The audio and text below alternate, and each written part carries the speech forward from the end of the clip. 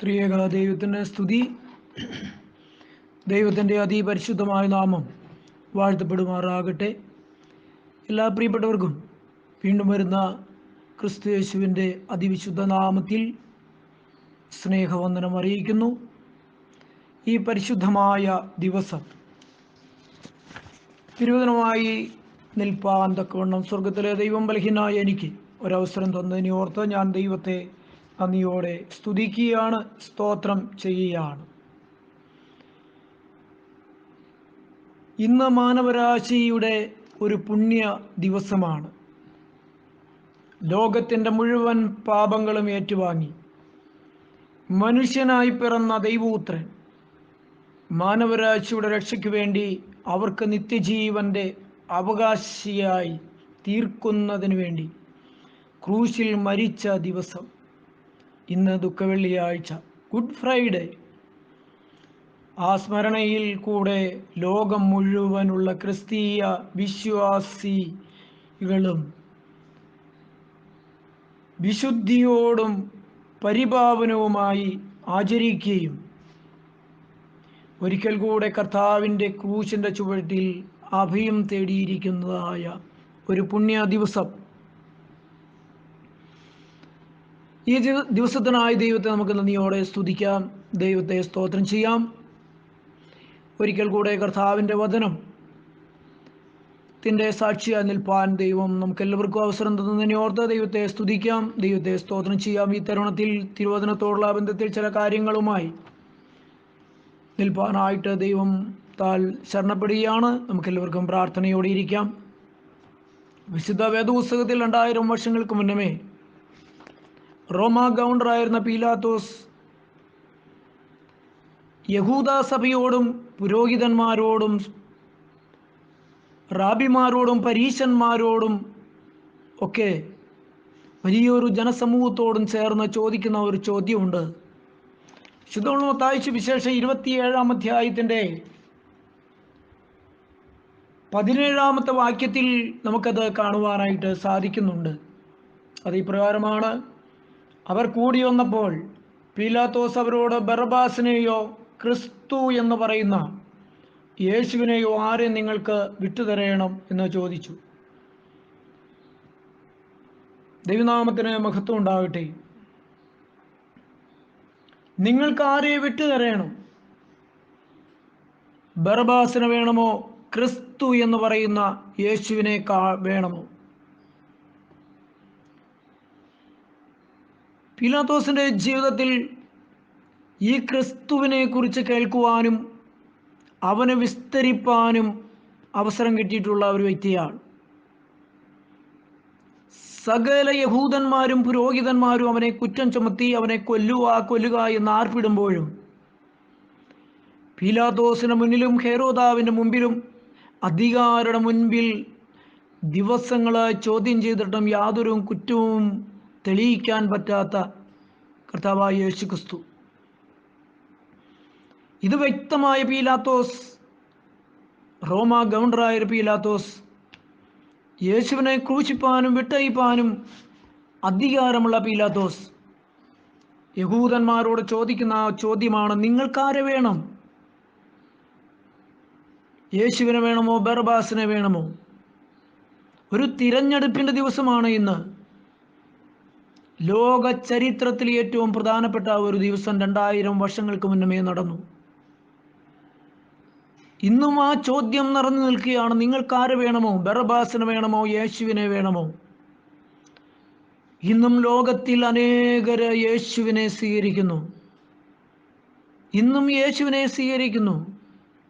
അനേകരും യേശുവിനെ രക്ഷകനായി സ്വീകരിക്കുന്നു, യേശുവിനെ നാഥനായി സ്വീകരിക്കുന്നു, യേശുവിനെ വീണ്ടെടുപ്പുകാരനായി സ്വീകരിക്കുന്നു. എന്നാൽ 2000 വർഷങ്ങൾക്ക് മുന്നമേ യഹൂദ സമൂഹത്തോട് ചോദിച്ച ആ ചോദ്യത്തിൻ്റെ നടുവിൽ ഇസ്രായേൽ ജനം വിളിച്ചു പറഞ്ഞു: യേശുവിനെ ക്രൂശിക്ക, ബറബ്ബാസിനെ വിട്ടുതരിക. പ്രിയപ്പെട്ടവരെ, ബറബ്ബാസ് എന്ന് പറയുന്ന വ്യക്തി വിശുദ്ധ വേദപുസ്തകം നമ്മെ പഠിപ്പിക്കുന്നത് അവൻ കൊലപാതകിയായിരുന്നു, അവൻ പിടിച്ചുപറിക്കാരനായിരുന്നു, അത് മുഖാന്തരം അവൻ തടവിലായവനായിരുന്നു. യഹൂദന്മാരുടെ ഓരോ ഉത്സവം തോറും ഒരു വ്യക്തിയെ മോചിപ്പിക്കുക, ഒരു തടവുകാരനെ മോചിപ്പിക്കുക എന്നുള്ളത് പതിവുള്ളത് കൊണ്ട് ആ തടവുകാരനെ നിങ്ങൾക്കാര് വേണം? യേശുവിനെ മോചിപ്പാനായിട്ട് പീലാത്തോസ് ആത്മാർത്ഥമായിട്ട് ആഗ്രഹിക്കുകയാണ്. എന്നാൽ യഹൂദ സമൂഹം അതിന് സമ്മതിക്കുന്നില്ല. പീലാത്തോസ് യേശുവിൽ ഒരു കുറ്റവും എനിക്ക് കാണുവാൻ സാധിക്കുന്നില്ല എന്ന് വളരെ വ്യക്തമായി ഓർപ്പിക്കുകയാണ്. ദൈവനാമത്തിന് മഹത്വം ഉണ്ടാകട്ടെ. പ്രിയപ്പെട്ടവരെ, പീലാത്തോസിൻ്റെ ജീവിതത്തിൽ യേശുവിനെ ഒരു കുറ്റവും വിധിപ്പാനായിട്ട് സാധിച്ചില്ല. അവൻ നിരപരാധിയാണ്, അവൻ നീതിമാനാണ്. ഇത് വളരെ വ്യക്തമായിട്ട് ഓർപ്പിക്കുന്നതായ സാഹചര്യം നമുക്കവിടെ കാണുവാനായിട്ട് സാധിക്കുന്നുണ്ട്. പീലാത്തോസിൻ്റെ ഭാര്യ യേശുവിൻ്റെ അടുക്കൽ ചെന്നിട്ട് പറയുന്നുണ്ട്, ഈ നീതിമാനായ മനുഷ്യൻ്റെ കാര്യത്തിൽ നിങ്ങൾ ഇടപെടരുത്. മത്തായിയുടെ സുവിശേഷം 27-ാം അധ്യായത്തിൻ്റെ 19-ാമത് വാക്യം 19 നാം അത് വായിക്കുന്നുണ്ട്. അവൻ ന്യായാസനങ്ങളിൽ ഇരിക്കുമ്പോൾ പീലാത്തോസ് ന്യായാസനങ്ങളിൽ ഇരിക്കുമ്പോൾ അവൻ്റെ ഭാര്യ ആളയച്ചു, ആ നീതിമാന്റെ കാര്യത്തിൽ ഇടപെടരുത്. അവൻ നിമിത്തം ഞാൻ ഇന്ന് സ്വപ്നത്തിൽ വളരെ കഷ്ടം സഹിച്ചു എന്ന് പറഞ്ഞു.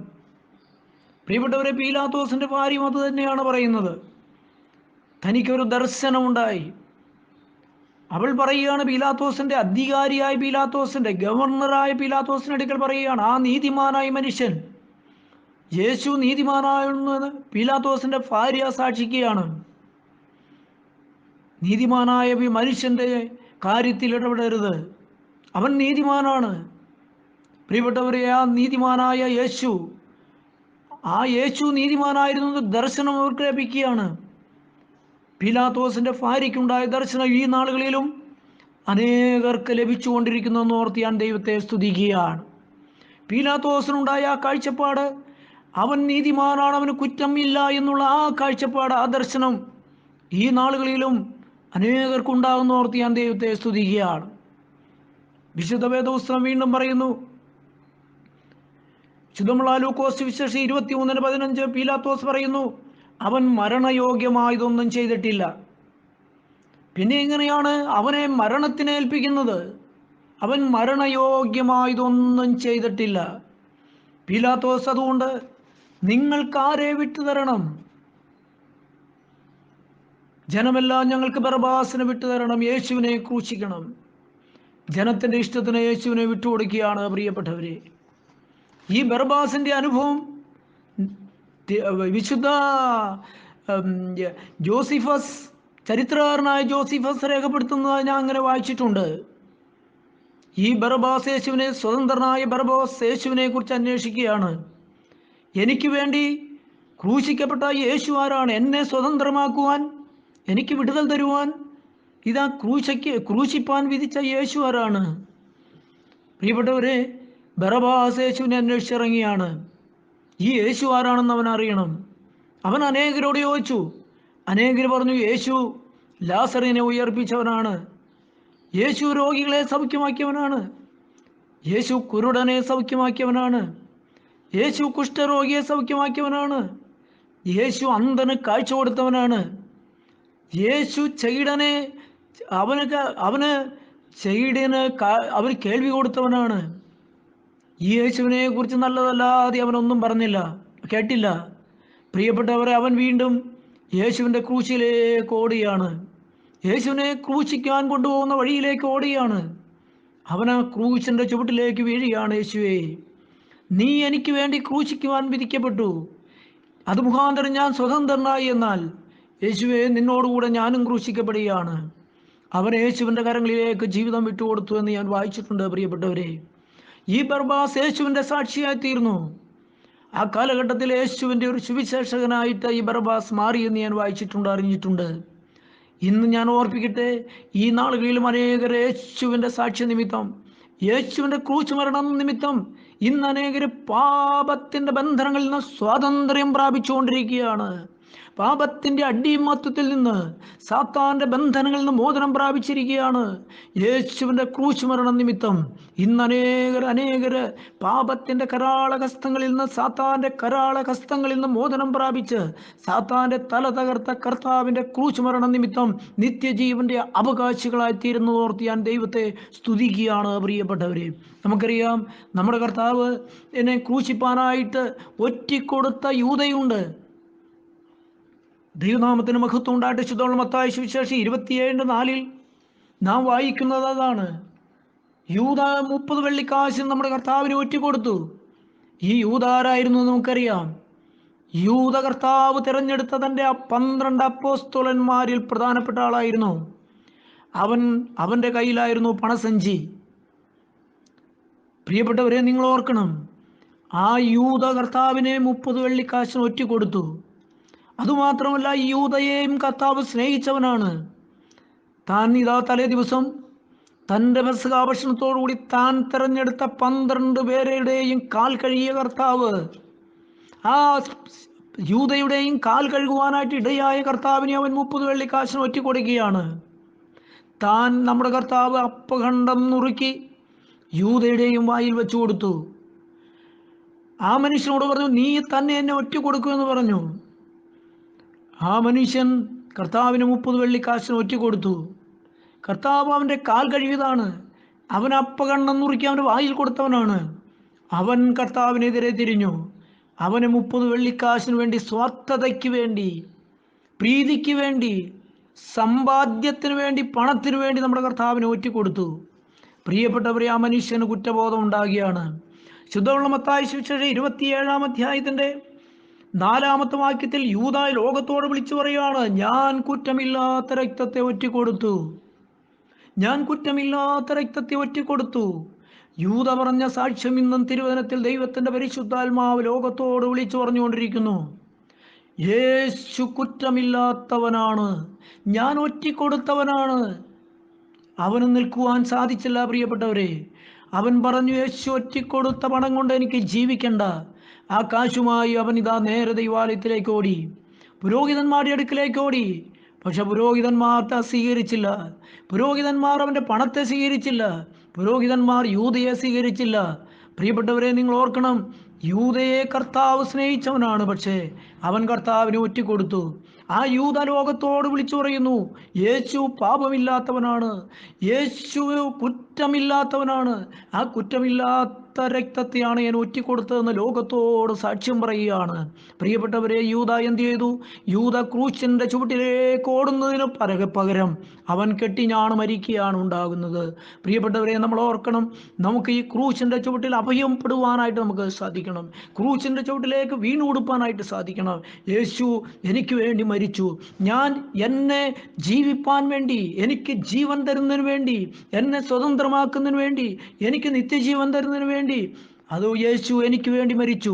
എൻ്റെ പാപം ചുമന്നുകൊണ്ട് അവൻ ഗോകുൽത്തായിലേക്ക് നീങ്ങി. അവൻ എനിക്ക് വേണ്ടി കാൽവരിയിൽ മരിച്ചു. ദൈവനാമത്തിന് മഹത്വം ഉണ്ടാകട്ടെ.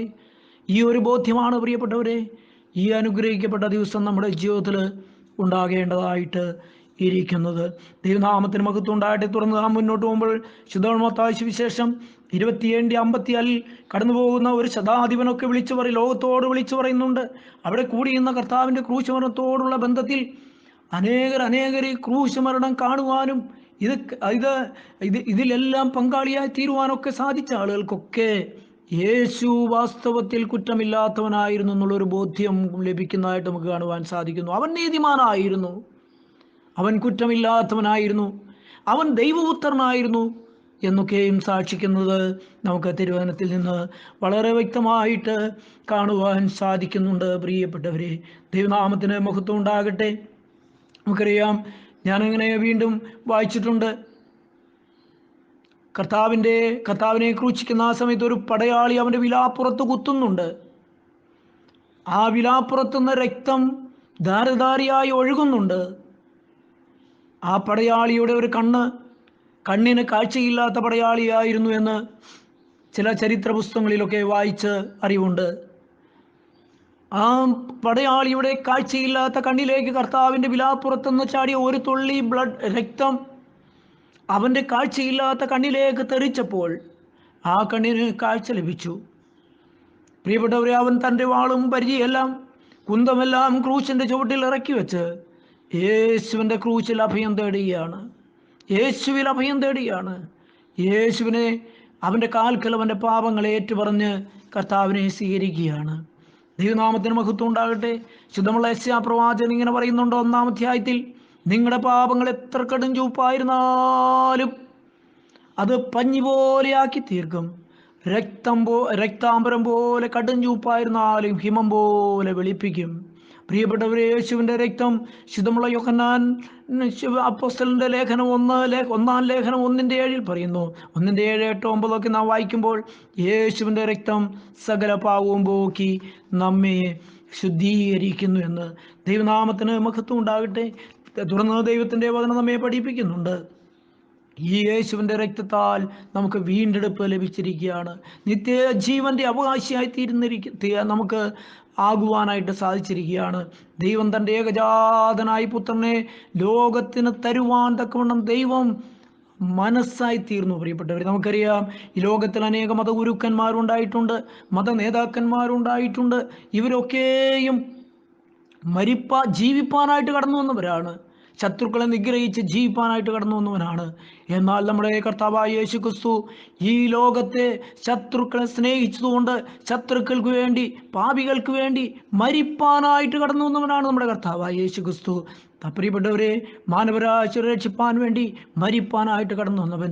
യേശുവിൻ്റെ ജനനത്തിൽ ഇങ്ങനെ പറയുന്നുണ്ട്, അവൻ യേശു എന്ന പേരിടണം. മാനവരാശി അവരുടെ മരണത്തിൽ നിന്ന് രക്ഷിപ്പാനിരിക്കുന്നുകൊണ്ട് അവൻ യേശു എന്ന പേരിടണമെന്ന് ശുദ്ധമുള്ള വേദപുസ്തകം നമ്മെ പഠിപ്പിക്കുകയാണ്. പ്രിയപ്പെട്ടവരെ, അവൻ പാപികൾക്ക് വേണ്ടി മരിച്ചവനാണ്. പാപികൾക്ക് വേണ്ടി അവൻ അവസാന തുള്ളി രക്തം വരെയും ഊറ്റിത്തന്നവനാണ്. ശുദ്ധമുള്ള യോഹന്നാന്റെ സുവിശേഷം 3-ാം അധ്യായത്തിന്റെ 14-ാമത്തെ വാക്യം ഇങ്ങനെ പറയുന്നുണ്ട്, മോശ മരുഭൂമിയിൽ പിച്ചള സർപ്പത്തെ ഉയർത്തിയതുപോലെ മനുഷ്യപുത്രനെയും ഉയർത്തേണ്ടതാകുന്നു. ഇസ്രായേൽ ജനം പാപം ചെയ്ത്, അവർ മാരകമായ പാപം ചെയ്ത് ദൈവത്തെ കോപിപ്പിച്ച് അവർ അഗ്നിസർപ്പത്തിൻ്റെ കടിയേറ്റ് മരിച്ചുകൊണ്ടിരിക്കുന്ന സമയത്ത് മോശ ദൈവസന്നിധിയിൽ നെടുമ്പാട് വീണ് കരഞ്ഞുകൊണ്ട്, ദൈവമേ, ഈ ജനത്തെ രക്ഷിക്കണമേ എന്ന് പ്രാർത്ഥിച്ചപ്പോൾ ദൈവം അതിനൊരു പദ്ധതി ഒരുക്കി. മോശയെ, നീ മരുഭൂമിയിൽ ഒരു പിച്ചള സർപ്പത്തെ ഉയർത്തുക, ആ പിച്ചള സർപ്പത്തിലേക്ക് നോക്കി അവർ രക്ഷ പ്രാപിക്കും. പ്രിയപ്പെട്ടവരെ, മോശ ഒരു പിച്ചള സർപ്പത്തെ ഉയർത്തി മരണത്തിലേക്ക് നീങ്ങിയ, വേദന കൊണ്ട് പൊളഞ്ഞ, മരണം മുന്നിൽ കണ്ട് ജീവിച്ച അനേകര് ഈ പിച്ചള സർപ്പത്തിലേക്ക് നോക്കുവാനായിട്ട് ഇടയായിത്തീർന്നു. പ്രിയപ്പെട്ടവരെ, ഞാൻ ഓർപ്പിക്കട്ടെ, തുടർന്നും ശുദ്ധമുള്ള യോഹന്നാന്റെ സുവിശേഷം 3:16 ഇങ്ങനെ നാം വായിക്കുന്നു, ഇതാ തൻ്റെ ഏകജാതനായ പുത്രനിൽ വിശ്വസിക്കുന്ന ഏവനും നശിച്ചു പോകാതെ നിത്യജീവൻ പ്രാപിക്കേണ്ടതിന് ദൈവം അവനെ നൽകുവാൻ തക്കവണ്ണം ലോകത്തെ സ്നേഹിച്ചു. പ്രിയപ്പെട്ടവരെ, ഞാൻ ഓർപ്പിക്കട്ടെ, തൻ്റെ ഏകജാതനായ പുത്രനിൽ വിശ്വസിക്കുന്ന ഏവരും നശിച്ചു പോകാതെ നിത്യജീവൻ പ്രാപിക്കേണ്ടതിന് ദൈവം അവനെ നൽകുവാൻ തക്കവണ്ണം ലോകത്തെ സ്നേഹിച്ചു എന്ന്. അവങ്കിലേക്ക് നോക്കിയവർ പ്രകാശിതരായി.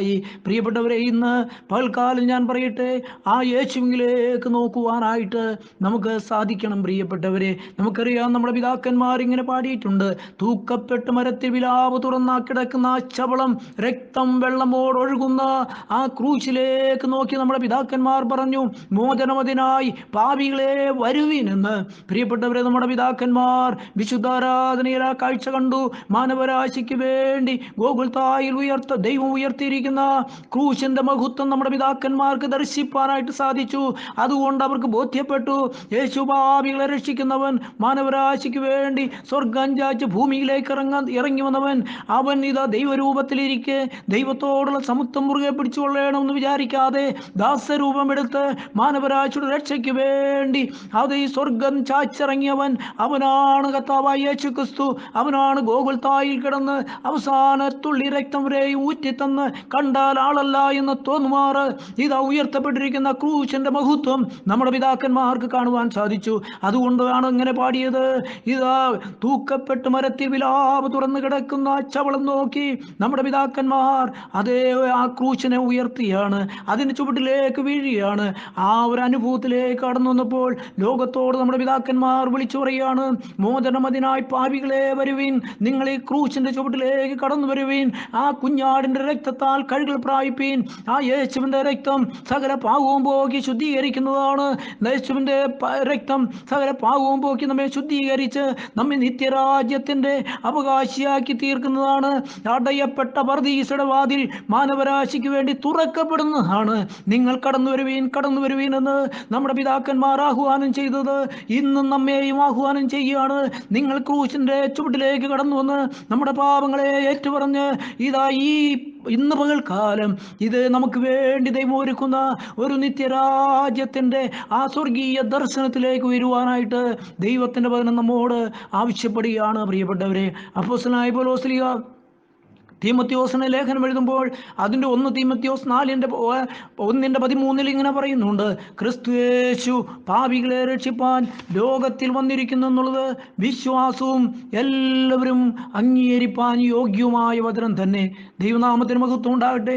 ഈ പൗലോസ്ലിഹാരായിരുന്നു നമുക്കറിയാം. ഇതാ ഈ ക്രിസ്ത്യാനികളെ കൊല്ലുവാൻ ഇറങ്ങി തിരിച്ചവൻ, സ്തെഫാനോസിനെ കല്ലെറിയുന്നവരുടെ കൂട്ടത്തിൽ ഉണ്ടായിരുന്നവൻ, ക്രിസ്തീയ സമൂഹത്തെ ഉന്മൂലനം ചെയ്യുവാനായിട്ട് ഇറങ്ങി തിരിച്ചവൻ ഈ പൗലോസ്ലീഹ. പ്രിയപ്പെട്ടവരെ, അവന് ഒരു ദർശനം ഉണ്ടാകുകയാണ്. പ്രിയപ്പെട്ടവരെ, നിങ്ങൾ ഓർക്കണം, ആ ശൗലായിരുന്ന മനുഷ്യൻ പൗലോസായി മാറുന്ന ഒരു വലിയ അത്ഭുതം. ദൈവനാമത്തിന് മഹത്വം ഉണ്ടാകട്ടെ.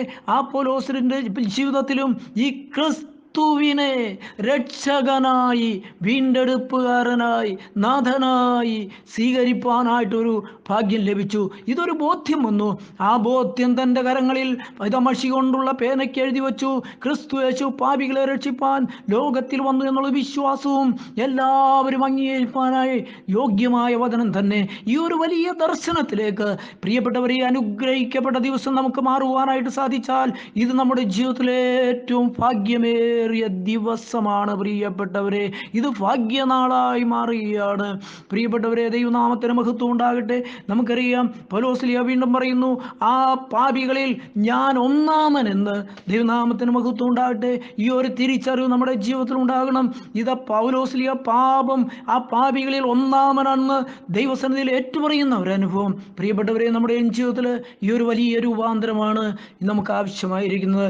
ആ പൗലോസ്ലീഹ പറയുന്നു, ഞാൻ നല്ല പോർ പൊരുതി, ഓട്ടം തികച്ചു, വിശ്വാസം കാത്തു, നീതിയുടെ കിരീടം എനിക്കായി വച്ചിരിക്കുന്നു. അതെനിക്ക് മാത്രമല്ല, അവനിൽ പ്രിയം വച്ചിരിക്കുന്ന ഏവർക്കും തന്നെ. ക്രൂശിലെ ചൊരിഞ്ഞ രക്തത്താൽ വീണ്ടെടുക്കപ്പെടുന്ന ദൈവമക്കൾക്കായി, പാപങ്ങളെ ഏറ്റുപറഞ്ഞ് ആ ക്രൂശിൽ അഭയം തേടുന്ന ദൈവമക്കൾക്കായി പർദീസയുടെ വാതിൽ, നിത്യതയുടെ വാതിൽ സ്വർഗത്തിലെ ദൈവം തുറന്നു കൊടുക്കുകയാണ്. പ്രിയപ്പെട്ടവരെ, നമുക്ക് ക്രൂശിലേക്ക് നോക്കുകയാണെങ്കിൽ വീണ്ടും അത്ഭുതങ്ങളെ കാണുവാനായിട്ട് സാധിക്കും. കർത്താവിനോട് കൂടെ ക്രൂശിക്കപ്പെട്ട വലതുഭാഗത്തെ കള്ളനോട് കർത്താവ് ഇപ്രകാരം പറയുന്നുണ്ട്: ഇന്ന് നീ എന്നോടുകൂടെ പർദീസായിലിരിക്കും. കാരണം നമുക്കറിയാം പ്രിയപ്പെട്ടവരെ, കർത്താവ് ക്രൂശിൽ കിടന്നുകൊണ്ട് ഒന്നാമത്തെ തിരുമൊഴിയായ പിതാവേ, ഇവർ ചെയ്യുന്നതെന്നറിയായാൽ ഇവരോട് ക്ഷമിക്കണമേ എന്ന് ആ ശബ്ദം വലതുഭാഗത്തെ കള്ളന്റെ കർണപുടങ്ങളിലെത്തിയപ്പോൾ അവൻ വീണ്ടും ഈ കർത്താവിൻ്റെ മുഖത്തേക്ക് ശ്രദ്ധിപ്പാനായിട്ടിടയായി തീർന്നു. ദൈവനാമത്തിൽ അത് അവൻ്റെ ജീവിതത്തിലെ ഒരു ഭാഗ്യമേറിയ ദിവസമായിരുന്നു. പ്രിയപ്പെട്ടവരെ, അവൻ ഈ ക്രൂശിൽ നിന്ന് കേട്ടിട്ടുള്ളത്, മാനവരാശി കേട്ടിട്ടുള്ളത് ശാപത്തിൻ്റെ വാക്കുകളാണ്, തിന്മയുടെ വാക്കുകളാണ്, അനേകരെ പ്രാവുകയും നേരുകയും ചെയ്യുന്ന വാക്കുകളാണ്. എന്നാൽ അതിന് വിരുദ്ധമായി പിതാവേ, ഇവർ ചെയ്യുന്നതെന്നറിയാൽ ഇവരോ ക്ഷമിക്കണമേ. കർത്താവിൻ്റെ മുഖത്ത് നോക്കി തുപ്പുന്നവരെ നോക്കി, കർത്താവിൻ്റെ മുഖത്ത് നോക്കി പരിഹസിക്കുന്നവരെ നോക്കി, കർത്താവിൻ്റെ മുഖത്ത് നോക്കി അവൻ്റെ വിലാപ്പുറത്ത് കുത്തുന്നവരെ നോക്കി, പ്രിയപ്പെട്ടവരെ, യേശുവിനെ ക്രൂശിക്കുന്ന അട്ടഹസിച്ചവരെ നോക്കി നമ്മുടെ കർത്താവ് പറഞ്ഞു: പിതാവേ, ഇവർ ചെയ്യുന്നതെന്നറിയാകിയാൽ ഇവരോട് ക്ഷമിക്കണമെന്ന്. ഈ ശബ്ദം, ഈ കർത്താവിൻ്റെ ക്രൂശിൻ്റെ വചനം ഈ വലതുഭാഗത്തെ കള്ളൻ്റെ ഹൃദയത്തിൻ്റെ ഉള്ളറയിലേക്ക് ഇറങ്ങിച്ചെന്നപ്പോൾ ഈ കർത്താവ് അഖിലാണ്ടത്തിൻ്റെ ഉടയവനാണ്, ഈ ക്രൂശിൽ കിടക്കുന്നു എന്നുള്ള ഒരു തിരിച്ചറിവ് അവൻ്റെ ജീവിതത്തിൽ ഉണ്ടായപ്പോൾ, അപ്പോൾ തന്നെ അവൻ്റെ ജീവിതത്തിൽ ലഭിച്ച ഭാഗ്യമേറിയ ദിവസം അത് നശിപ്പിച്ചു കളയാതെ അവൻ യേശുവിനോട് അപ്പോൾ തന്നെ പറഞ്ഞു: യേശുവേ, നീ രാജ്യത്വം പ്രാപിച്ചു വരുമ്പോൾ എന്നെയും ഓർത്തു കൊള്ളണമെന്ന്. പ്രിയപ്പെട്ടവരെ, ഇന്ന് ഈ വലിയേറിയ ദിവസം ആ കള്ളന് ലഭിച്ച ദർശനം നമ്മുടെയും ജീവിതത്തിൽ ഉണ്ടാകണം. അവൻ ദൈവോത്തരനാണ്. അവൻ മാനവരാശിക്ക് വേണ്ടി സ്വർഗം ചാച്ചിറങ്ങിയവനാണ്. അവൻ മരണത്തിൽ ഒതുങ്ങുന്നവനല്ല. അവൻ അവൻ ക്രൂശിൽ ഒതുങ്ങുന്നവനല്ല, അവൻ കല്ലറയിൽ ഒതുങ്ങുന്നവനല്ല. കല്ലറകളെ ഭേദിച്ചുകൊണ്ട് ഉയർത്തെഴുന്നേൽക്കുന്നവനാണ്. അവൻ സ്വർഗാരോഹണം ചെയ്യുന്നവനാണ്. അവൻ വീണ്ടും വരുന്നവനാണെന്നുള്ള ആ ഒരു വലിയ ദർശനം ആ കള്ളന് ലഭിച്ചതുപോലെ ഇന്ന് പകൽക്കാലം പ്രിയപ്പെട്ടവരെ നമ്മുടെയും ജീവിതത്തിൽ ആ ഒരു വലിയ ഒരു ദർശനത്തിലേക്ക് കടന്നു വരുവാനായിട്ട് നമുക്ക് സാധിച്ചാൽ അടയപ്പെട്ട സ്വർഗത്തിൻ്റെ വാതിൽ നമുക്ക് വേണ്ടി തുറക്കപ്പെടുന്ന ദിവസമാണ്. സ്വർഗരാജ്യത്ത് നമ്മെ അവകാശിയാക്കി തീർക്കുന്ന ദിവസമാണ്. അവൻ്റെ കരങ്ങളിലേക്ക് പ്രിയപ്പെട്ടവരെ നമ്മുടെ ജീവിതത്തെ ഒന്ന് വിട്ടുകൊടുക്കാനായിട്ട് നമുക്ക് സാധിക്കണം. ദൈവനാമത്തിന് മഹത്വം ഉണ്ടാകട്ടെ. ഇന്ന് പകൽക്കാലം ശുദ്ധമുള്ള യശയ്യാപ്രവാചകന്റെ പുസ്തകം ഇതാ കർത്താവിന് മുന്നമേ 600-700 വർഷങ്ങൾക്ക് മുന്നമേ കർത്താവിൻ്റെ മരണത്തെക്കുറിച്ച് വളരെ വ്യക്തമായി രേഖപ്പെടുത്തുന്നുണ്ട്.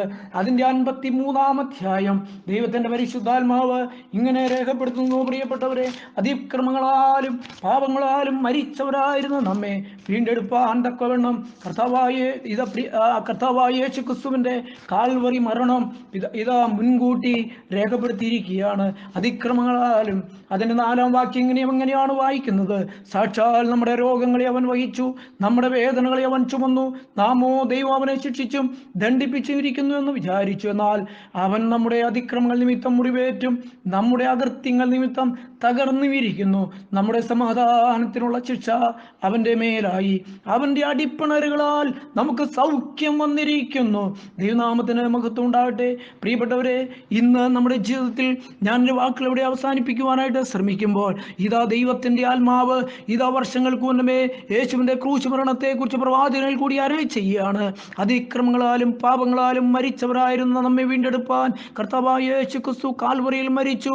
അവൻ്റെ മരണത്താൽ നമുക്ക് സമാധാനം ലഭിച്ചിരിക്കുന്നു, നമുക്ക് നിത്യജീവൻ ലഭിച്ചിരിക്കുന്നു എന്ന് വളരെ വ്യക്തമായി ഇതാ തിരുവചനം പ്രവാചകൻ നമ്മെ ഓർപ്പിക്കുകയാണ്. പ്രിയപ്പെട്ടവരെ, നമുക്ക് ഇന്ന് പകൽക്കാലം ഈ ഒരു വ്യക്തമായൊരു ബോധ്യത്തിലേക്ക് കടന്നുവെന്ന് കർത്താവിൻ്റെ കരങ്ങളിലേക്ക് നമ്മുടെ ജീവിതത്തെ ഒന്ന് വിട്ടുകൊടുക്കാനായിട്ട് നമുക്ക് സാധിക്കണം. പ്രിയപ്പെട്ടവരെ, നമുക്കറിയാം ഇന്ന് ഇസ്രായേലൊക്കെ സന്ദർശിക്കുന്ന ആളുകളുണ്ട് ഈ ലോകത്തിൽ.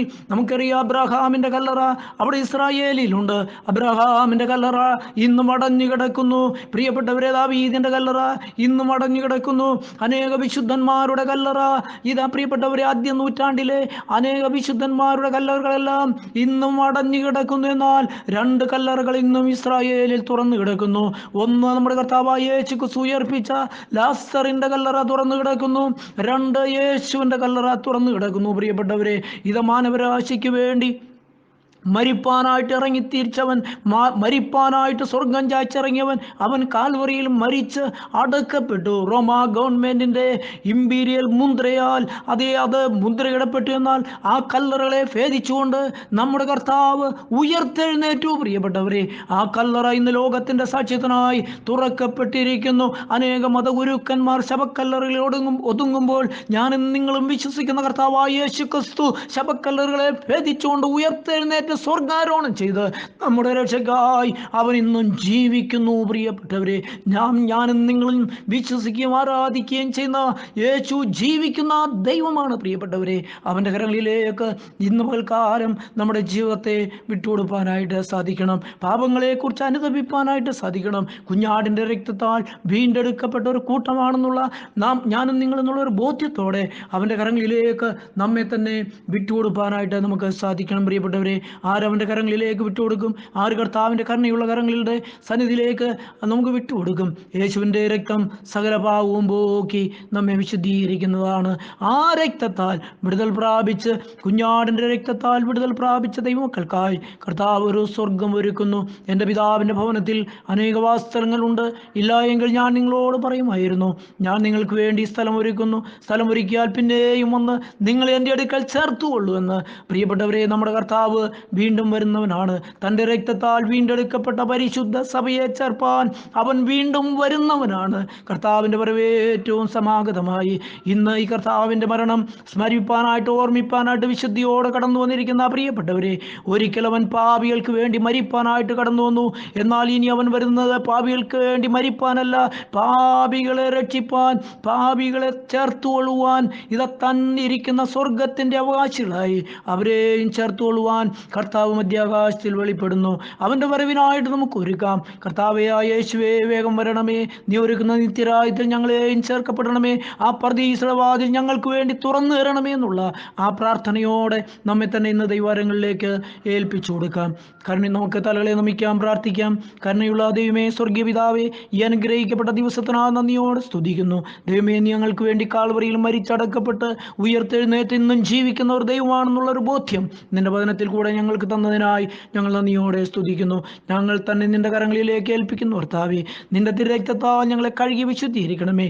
ഇന്ന് മുതൽ യേശുവേ, ഞാൻ നിന്റെ വക, ഞാൻ കർത്താവേ ഇന്ന് എന്നെ തന്നെ നിന്റെ കരങ്ങളിലേക്ക് സമർപ്പിക്കുകയാണ്. ആ തിരുരക്തത്താൽ എന്നെ കഴുകണമേ, വിശുദ്ധീകരിക്കണമേ. ദൈവരാജ്യത്തിന് എന്നെ അവകാശിയാക്കി തീർക്കണമേ. അടിയങ്ങളെ താഴ്ത്തി സമർപ്പിക്കുന്നു. മഹത്വം അവിടുന്ന് എടുക്കണമേ. സകലവും ഞങ്ങൾക്ക് വേണ്ടി ജീവൻ വച്ച കർത്താവിൻ്റെ രക്ഷിതാവുമായ യേശു ക്രിസ്തുവിൻ്റെ നിസ്തുല്യ